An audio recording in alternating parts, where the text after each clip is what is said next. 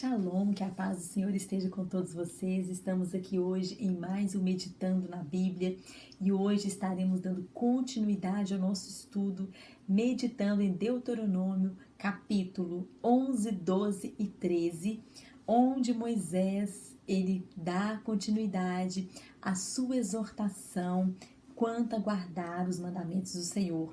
E no capítulo 11 começa dizendo assim: e amarás ao Eterno teu Deus, e guardarás o que te manda guardar, seus estatutos, seus juízos e seus mandamentos todos os dias. E sabereis hoje que eu não falo a vossos filhos. Ou seja, Deus estava falando aqui, olha, eu não estou falando com os filhos de vocês, eu estou falando com vocês que viram todas as coisas acontecer. E aqui o Senhor descreve tudo o que aconteceu. Então, ou seja, o Senhor não estava falando com alguém que ouviu falar, o Senhor estava lembrando quem tinha vivenciado todas as maravilhas, todos os atos que o Senhor havia feito.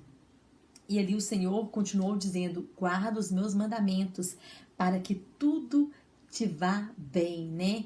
Para que você herde a terra prometida. E ali no capítulo 11, o Senhor novamente vem falar de novo da mezuzá que nós falamos no vídeo anterior, né? Que é aquele pergaminho onde tem escrito Deuteronômio 6 e Deuteronômio 11, do 20 ao 21, onde o Senhor diz a mesma coisa. Guarda, né? Coloca nos umbrais das suas portas a minha palavra, para que vocês não esqueçam a minha palavra no coração de vocês. E já no capítulo 11, no versículo 26, o Senhor diz uma palavra muito importante, onde ele diz assim, 11:26, vede que ponho diante de vós hoje a bênção e a maldição. A bênção se obedecerdes aos mandamentos do Eterno vosso Deus, que eu vos ordeno hoje. E a maldição, se não obedecerdes aos mandamentos do Eterno vosso Deus, e vos desviardes do caminho que eu vos ordeno hoje, para seguirdes outros deuses que não conhecestes. Ou seja, o Senhor aqui ele mostra dois caminhos. O caminho da bênção, o caminho da maldição. O caminho do bem e o caminho do mal. O caminho da obediência e o caminho da desobediência. E muitas das vezes, né, na nossa caminhada, nós olhamos muito pela aparência. E o caminho do mal, muitas das vezes, ele aparece mais atraente. Ele, às vezes, é um caminho mais fácil. Ele é um caminho mais reto. Ele é um caminho que, às vezes, pode ter alguns espinhos, mas tem muitas flores. Mas quando a pessoa chega a um determinado espaço deste caminho, ele começa a ver qual realmente é o caminho que ele entrou. Porque no início parece que é tudo maravilha, mas depois lá na frente ele começa a descobrir e ver que aquele caminho é um caminho terrível, é um caminho, né, de trevas, de escuridão, de tristeza. Mas o caminho da bênção, o caminho da vida, ele é um caminho que muitas das vezes ele é acidentado, ele tem altos e baixos, ele é estreito, ele vai ter pedras, ele vai ter obstáculos.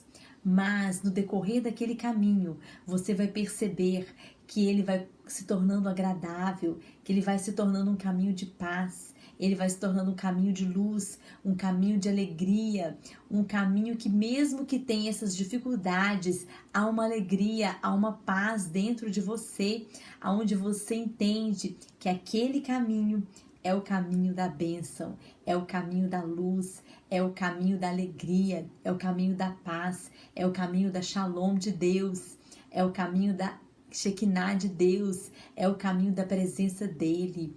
Então, amados, o Senhor, ele nos dá essa escolha, nós escolhemos, ele põe diante de nós a bênção e a maldição. Então, aqui é muito claro quando o Senhor diz, né, quando ele fala desses dois caminhos. Então, que nós possamos escolher o caminho da bênção, ainda que aparentemente ele não demonstre aparências assim que nos cativem, mas ele vai te levar no decorrer do momento que você estiver caminhando nele, você começará a ver as belezas espirituais que o Senhor te mostrará.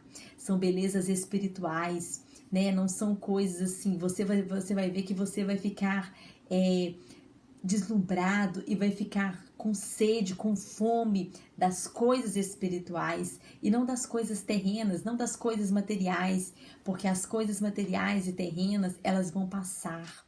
Elas vêm e passam, mas as coisas espirituais, elas são eternas. E é isso que o Senhor quer que nós aprendamos com Ele.